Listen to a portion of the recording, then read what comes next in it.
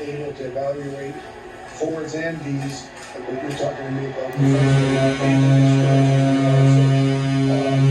got quite a few possibilities of skills right now.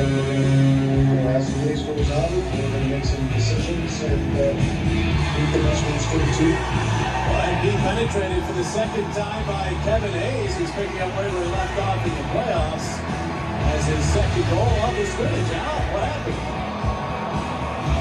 And again, beautiful interaction with the players. A lot of chemistry already, JJ, with those three there. With Barrett in behind the net to kind of I don't want to say no look, but they absolutely have had some chemistry among these three already.